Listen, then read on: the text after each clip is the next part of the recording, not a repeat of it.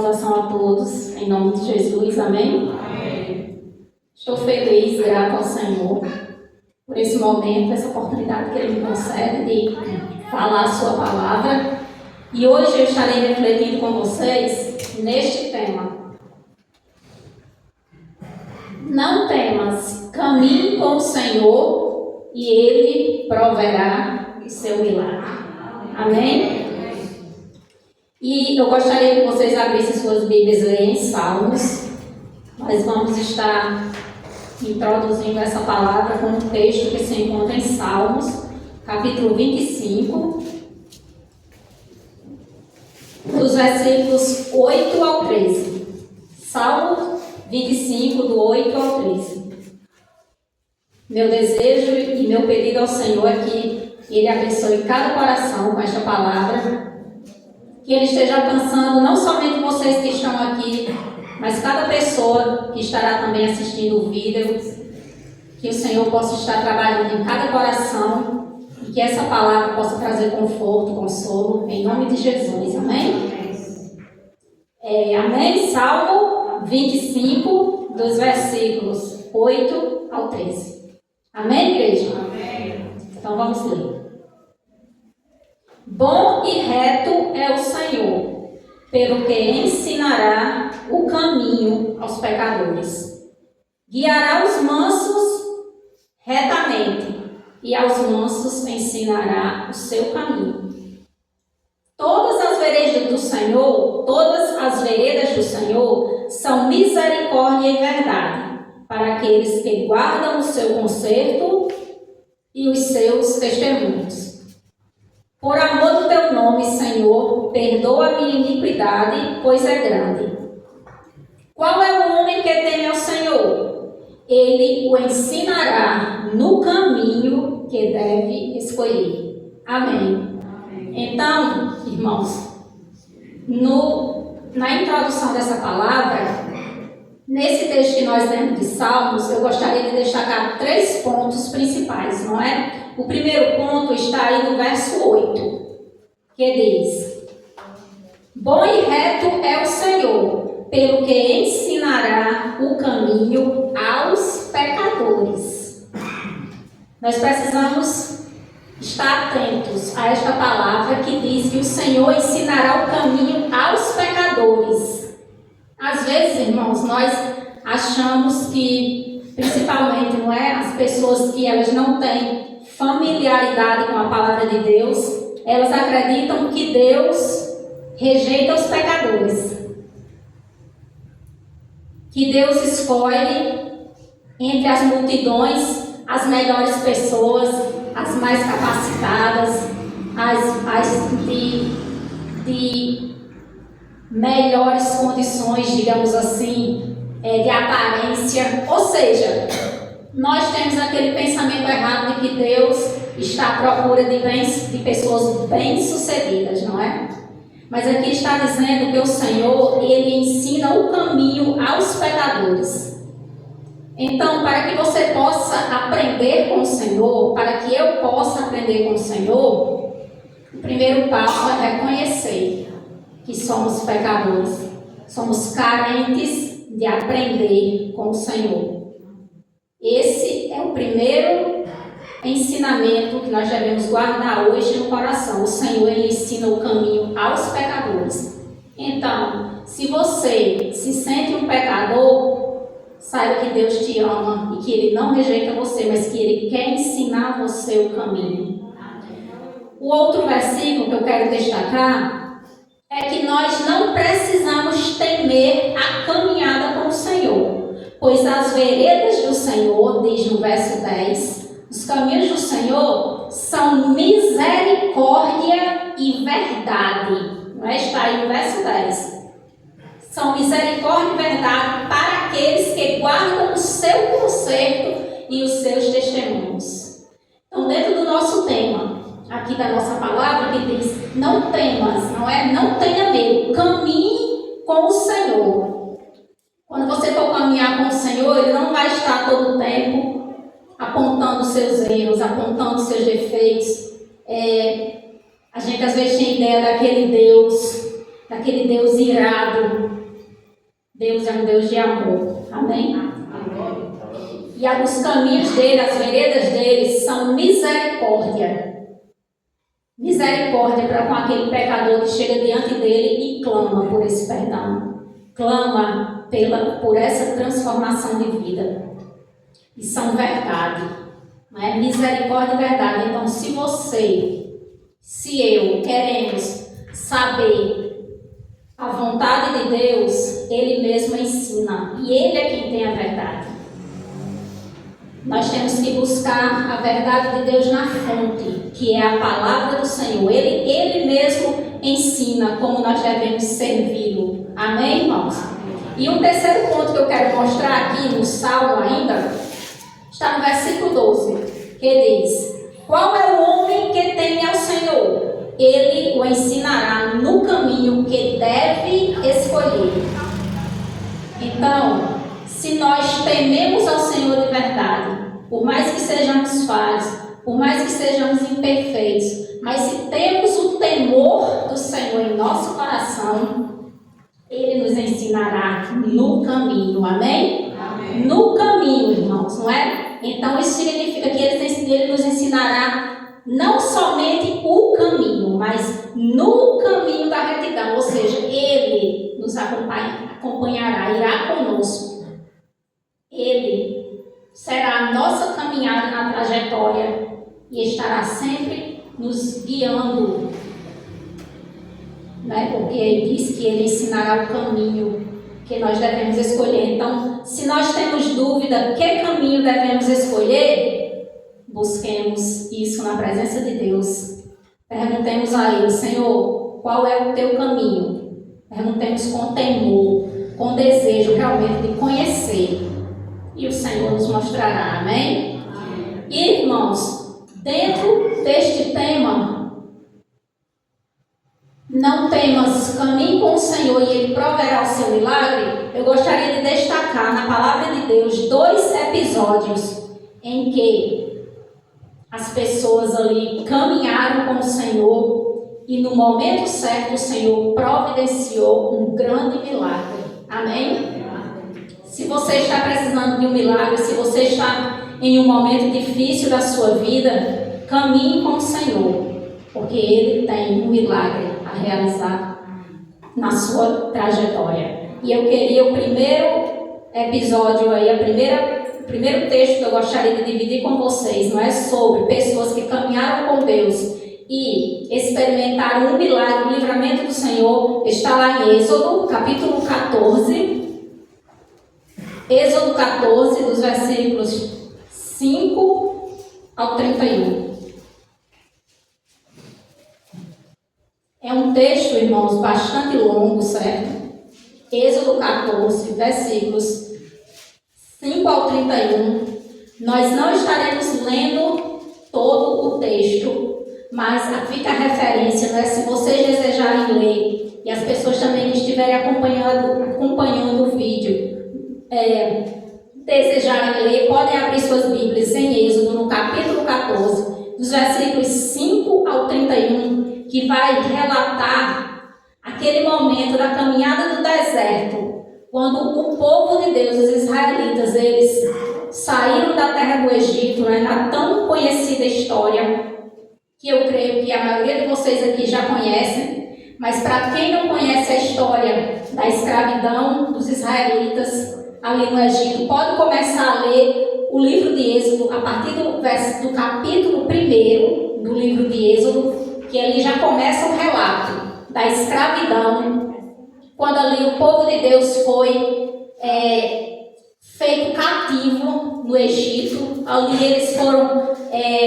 colocados, né, sob dura jornada de trabalho, eles foram oprimidos ali. E aquele povo clamava a Deus por libertação, até que chegou o ponto de Deus levantar Moisés. E ali, Deus, através de grandes feitos, não é? De milagres, de grandes obras, Ele libertou o seu povo, né? As 10 pragas, que todos conhecem muito bem. E quem não conhece vai ter a oportunidade de ler, como eu falei, a partir do capítulo 1 de Êxodo. Podem ler, vocês vão encontrar toda a história seguindo, não é? E ali o que é que acontece? Deus libertou o seu povo com braço forte, amém? E com grandes milagres e prodígios. Deus libertou o seu povo da escravidão do Egito.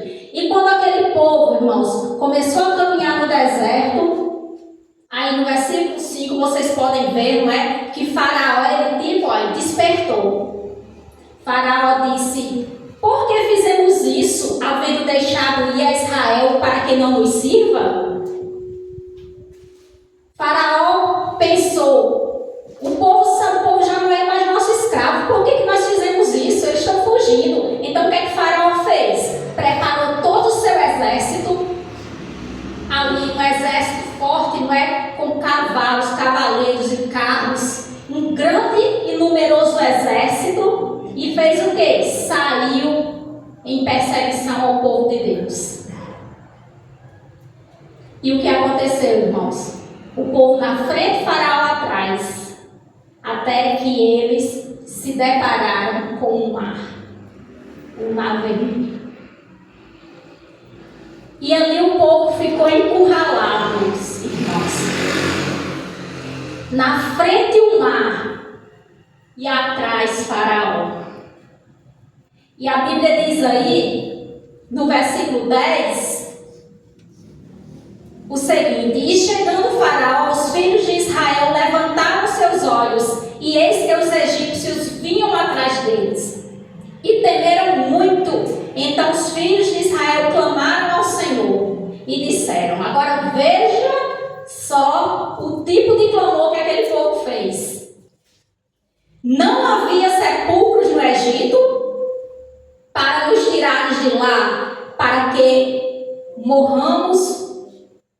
Disseram a Moisés, não é? Não havia sepulcros no Egito para nos tirares de lá, para que morramos deste deserto? Então o versículo aí, o 10, diz que eles clamaram ao Senhor, não é? E a Moisés eles disseram. Então quer dizer, eles que fizeram uma oração, clamaram a Deus, mas olha as palavras deles para Moisés, irmãos, que contradição, não é? Não havia sepulcros no Egito para quê? Para nos tirares de lá, para que morramos neste deserto? Por que nos fizeste isto, que nos tem tirado do Egito? Não é esta a palavra que te temos falado no Egito, dizendo: deixa-nos que sirvamos aos egípcios?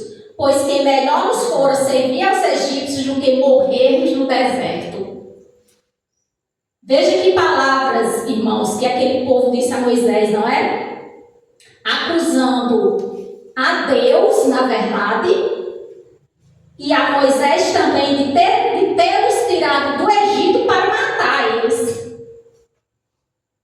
Veja que afronta, quando o Senhor libertou aquele povo para levá-los à terra prometida. A palavra diz: a terra que manda leite e mel. A terra que Deus tinha prometido a Abraão, Isaque e Jacó. E aquele povo vinha com estas palavras tão duras, não é? Irmãos, nós que recebemos Jesus, nós estamos em uma caminhada também. A nossa caminhada é para a Canaã celestial, amém? E existem momentos na nossa vida que nós nos encontramos em situações semelhantes a esta desse povo. A vida nos coloca em situações que nós nos sentimos encurralados, sem saída. Os problemas nos cercam e nos sufocam, querem nos sufocar, aliás, não nos sufocam, porque o nosso Deus está conosco e nos dá o livramento. E eu quero dizer para vocês que parar não é uma opção para nós. Voltar jamais é uma opção para o cristão. Porque parar aqui, para esse povo aqui do Egito, se eles parassem ali, o que é que aconteceria, irmãos? Faraó alcançaria eles, muitos iriam morrer e outros iriam ser levados cativos de volta. na nossa caminhada de fé, diante dos problemas, nós não podemos parar. Porque se nós pararmos, nós também seremos alcançados de tal maneira que nós ou vamos perecer na fé ou nós vamos retroceder para o Egito, que simboliza o mundo. E o que é que nós vamos ser lá no mundo de novo, irmãos? Escravos do pecado. Viver na opressão do mal, porque fora da presença de Deus não há liberdade verdadeira, não há vida. Certa vez, Jesus fez um discurso, está lá em João 6,60, João, capítulo 6. Abram suas Bíblias, por favor, que esse versículo eu não coloquei aqui para o projetor. João, capítulo 6, de 60 ao 69. Eu também não vou ler, mas é apenas para que vocês saibam, né, que o texto está aí.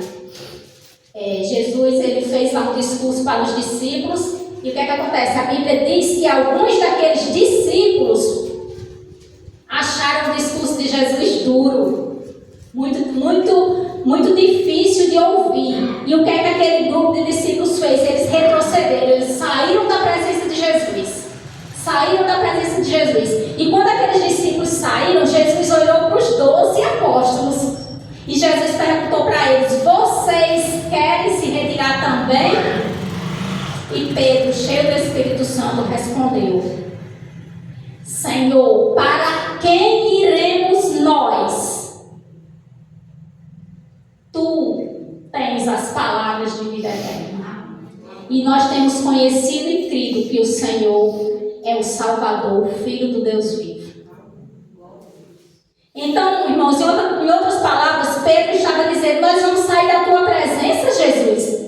Será que nós vamos sair da presença do Salvador para ir para a destruição? Será que nós vamos sair da presença da morte para ir da presença da vida? Será que nós vamos sair da presença da vida, que é o Senhor, para ir para os caminhos de morte e de destruição? Nós não vamos sair da tua presença. Então Pedro entendeu que sair da presença de Jesus não era uma opção. E não é, irmãos, não é opção para o cristão. Se você está numa dificuldade, como os israelitas estavam aqui, encurralados com algum problema, com alguma opressão, com alguma coisa que está tentando realmente sufocar a sua fé, clame ao Senhor. Clame ao Senhor. Mas vamos clamar da maneira correta. Diga: Senhor, da tua presença eu me recuso a sair.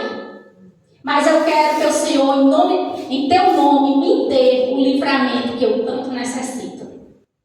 E Ele proverá o seu milagre. Amém? Então aquele povo ali, com aquelas palavras, né? Será que não tinha sepulcros no Egito? E sabe o que Moisés respondeu àquele povo? Moisés, porém, disse ao povo: não temais, estai quietos e vede o livramento do Senhor, que hoje vos fará. Porque aos egípcios que hoje vistes, nunca mais vereis para sempre. O Senhor pelejará por vós e vos calareis. Amém, irmãos? Amém. Glória a Deus. Deus seja louvado. E ali, o que é que aconteceu, irmãos?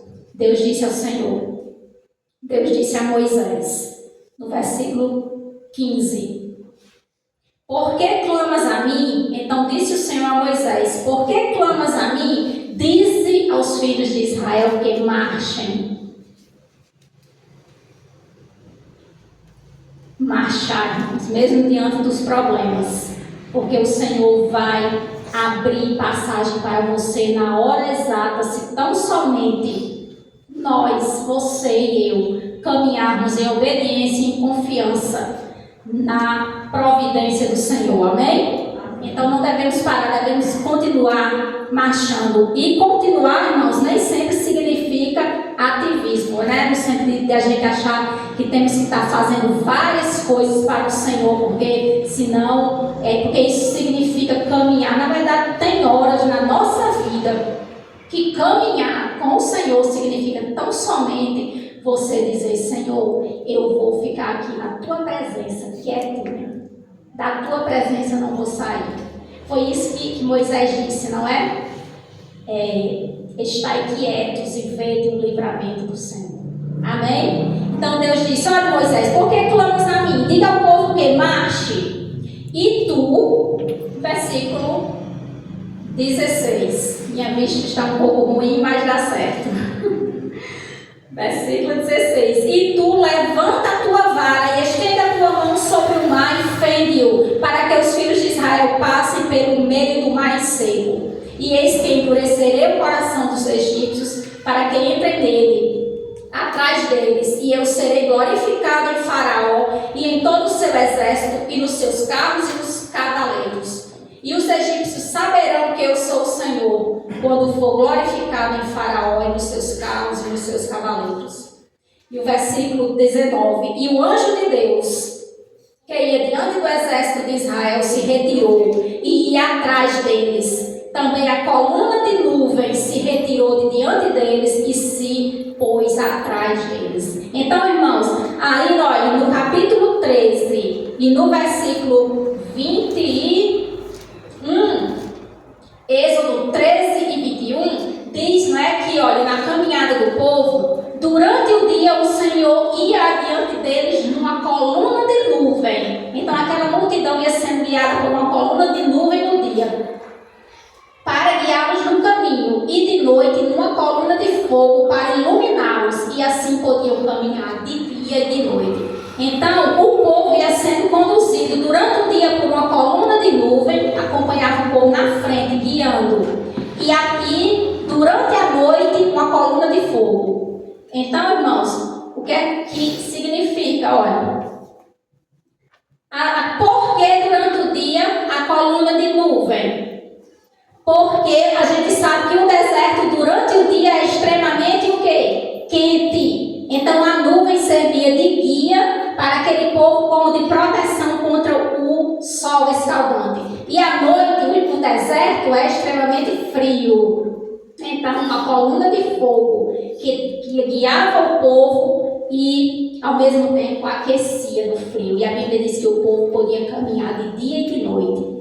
E quem participa da escola dominical, que está vendo sobre anjos, não é? Percebe que aí o versículo 19, anjo de Deus está com A maiúsculo. Aí simboliza a presença de Jesus Cristo conduzindo aquele povo. Amém? E a Bíblia diz que na hora da passagem no mar, o anjo que ia na frente e a coluna de nuvem que ia na frente, olha, saíram da frente e foram lá para trás da multidão. Por quê?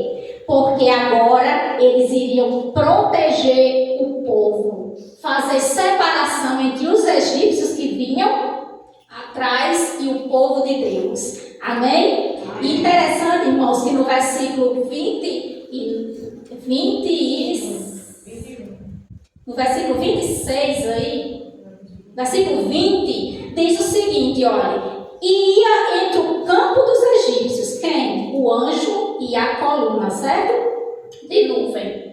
E ia entre o campo dos egípcios e o campo de Israel. E a nuvem era escuridade para aqueles, e para estes esclarecia a noite, de maneira que toda a noite não chegou um ao outro. Irmãos, vejam que maravilha o poder de Deus. A nuvem guiava o povo durante o dia e a coluna de fogo à noite. Sabe o que acontece? Nesse momento que o povo ia atravessar o mar, a coluna era as duas coisas ao mesmo tempo. Só que para o povo de Deus, ela iluminava. Era a coluna de fogo, porque estava à noite. E para os egípcios, era escuridade. Não é? Era escuridade. Por quê? Para que eles não conseguissem enxergar. Então era claridade, não é? Como vocês veem no versículo 20. A nuvem era escuridade para aqueles, para os egípcios, e para estes esclarecia dia à noite. Amém? Glória a Deus. Deus seja louvado. Então, o que é que aconteceu, irmãos? Moisés estendeu a mão sobre o mar, não é? E veio um forte vento e o mar abriu. Imagina essa cena, irmãos. O mar se abrindo. Imagine a alegria daquele povo, não é? Imagine como eles se arrependeram daquelas murmurações que eles disseram. Que eles iriam morrer ali. Porque que eles haviam saído do Egito, não é? Se lamentando porque tinham saído do Egito e agora eles viram o grande livramento que o Senhor deu. Então o que acontece? O mar abriu, o povo começou a atravessar o mar a pés enxutos. Deus seja louvado.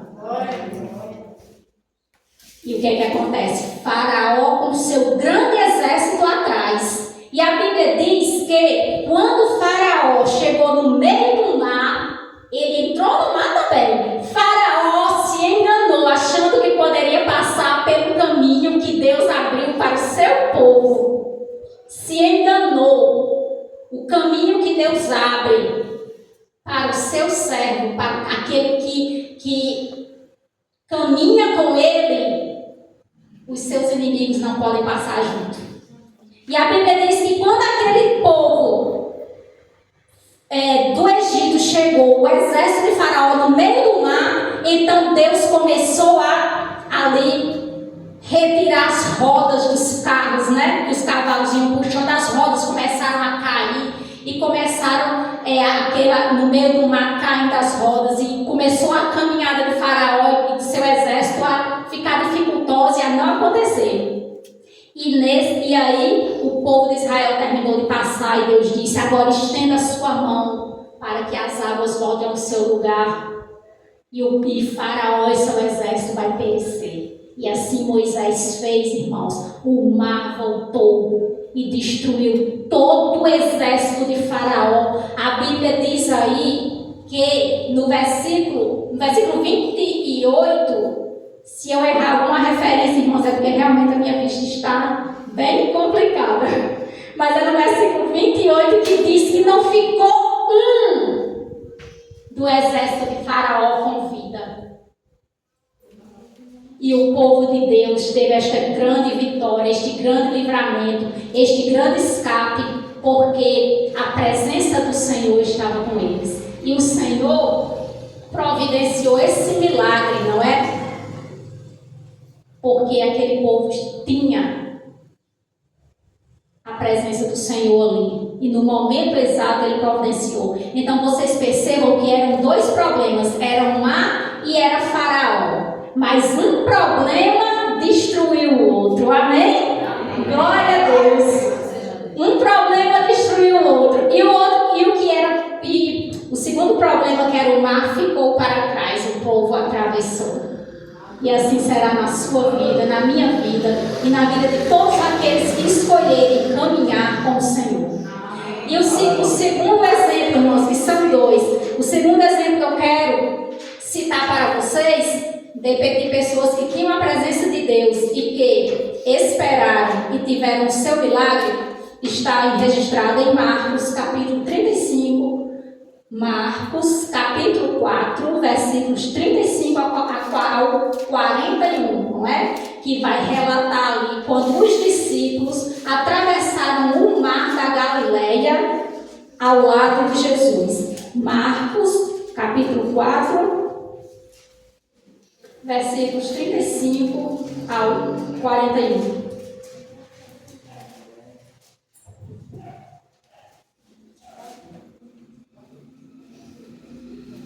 Que é aquele momento que Jesus atravessa o mar da Galileia com os seus discípulos. Jesus, ele dorme ali no barco. E enquanto Jesus dorme, o que é que acontece? Levanta-se uma grande tempestade ali. Que o barco, a Bíblia diz que estava a ponto de quebrar-se. Os discípulos ficaram sobressaltados de medo. Acordaram Jesus, dizendo, aí no versículo 38, e ele estava na polpa dormindo sobre uma almofada, e despertaram-no dizendo: Mestre, Não te importa que pereçamos? Aqui, irmãos, eu quero destacar com vocês.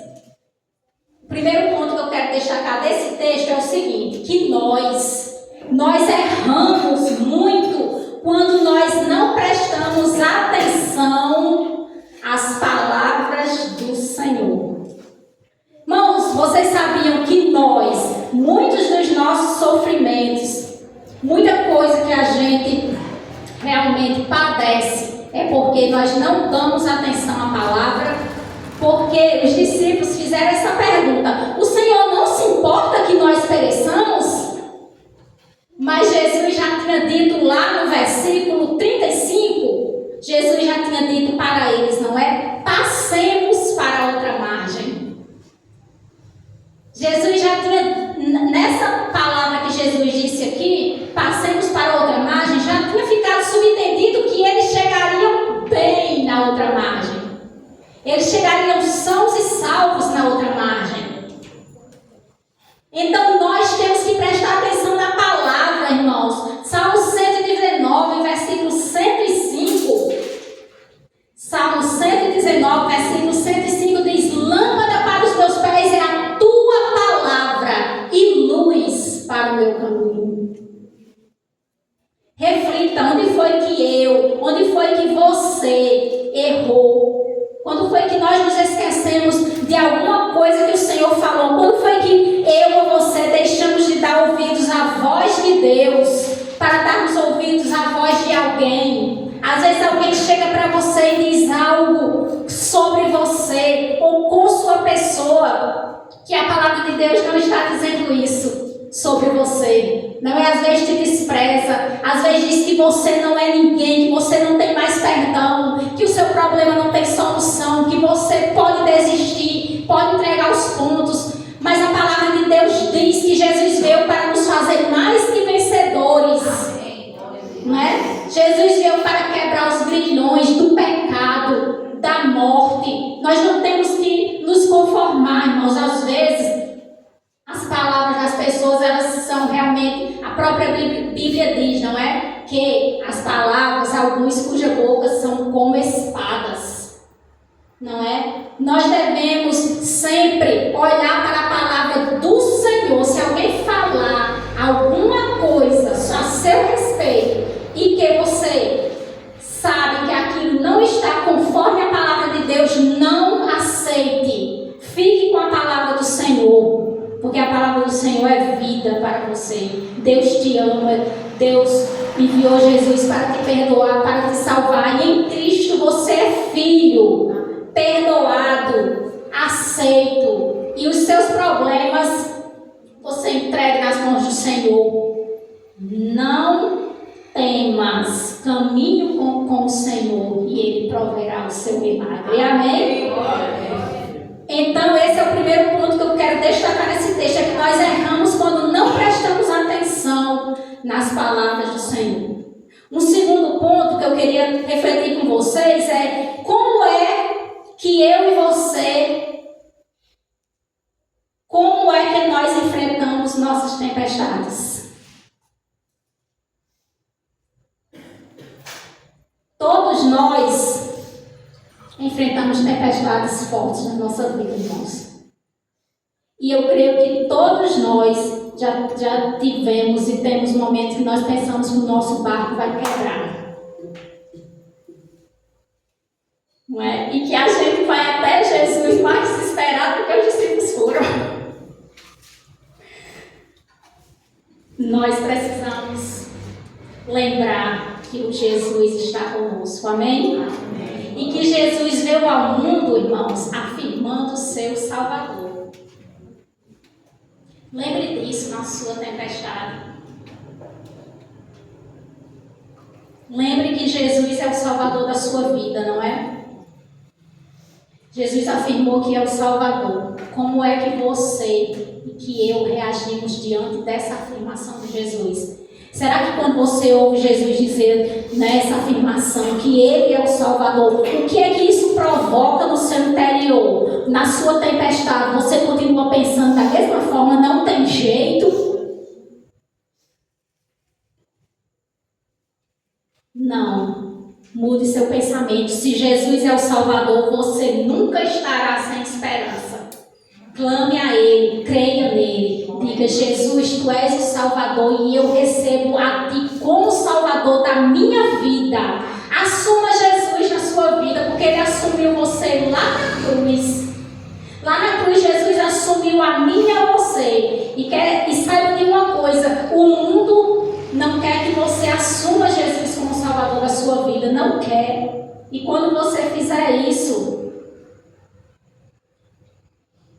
todos vão perceber a diferença na sua vida. E eles vão querer que você volte para o Egito, não é? Que simboliza a velha vida.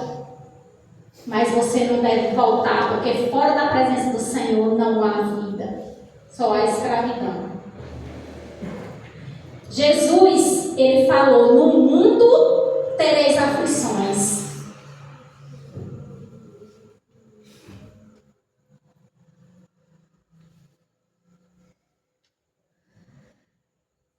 Esse versículo também não coloquei, mas está lá em João 16:33. No mundo tereis aflições, mas tende bom ânimo, eu venci o mundo. Irmãos, não importa as circunstâncias que nós estejamos, Jesus já venceu tudo por você. Ele já venceu tudo por mim. Nós somos mais que vencedores, diz a palavra. Não saia da presença de Jesus. Se você está se sentindo oprimido, encurralado, como o povo de Israel esteve, ajoelhe-se e diga: Senhor, não vejo saída, mas me recuso a sair da Tua presença. O meu milagre vai chegar na hora exata, porque o Senhor tem uma história para mim.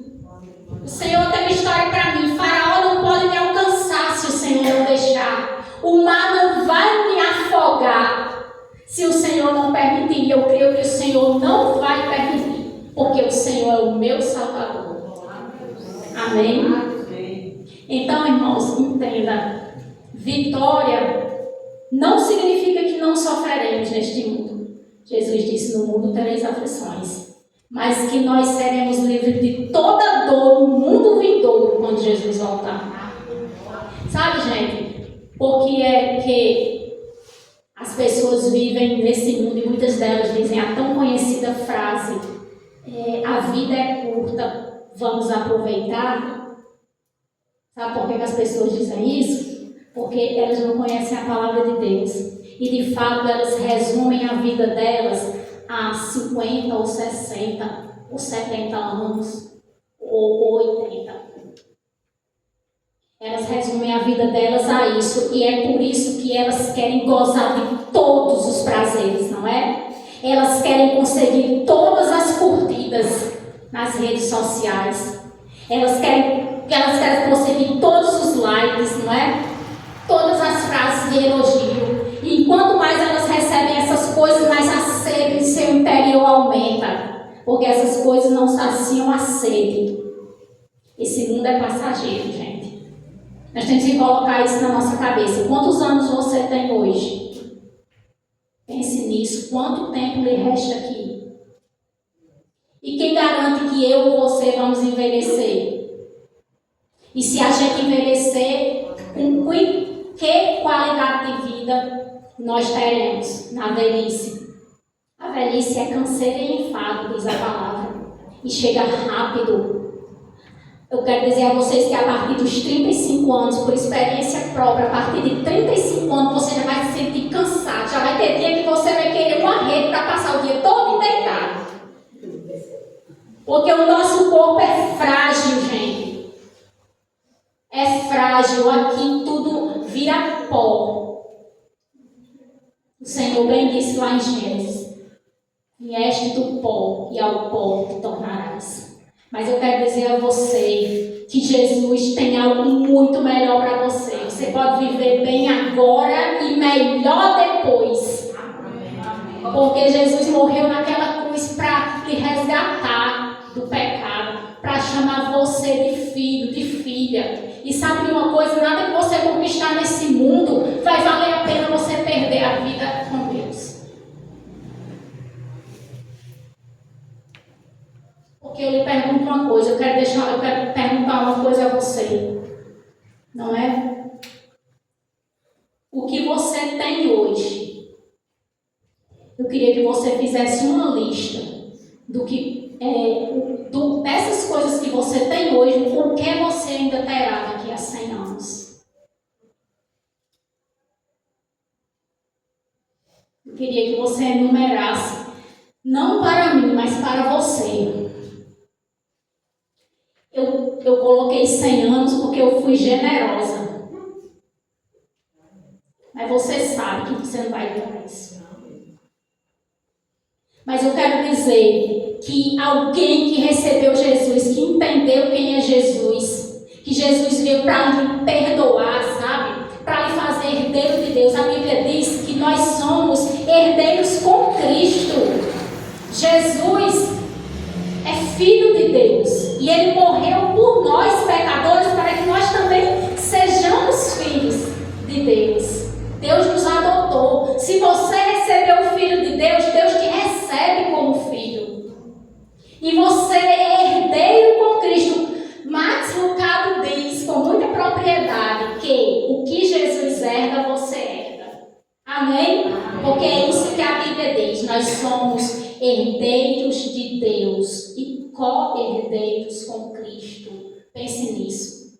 Então, daqui a 100 anos, nós não teremos nada daqui. Você pode estudar, você pode se tornar famoso, conhecido, você pode conquistar muitas coisas, mas você nada levará daqui.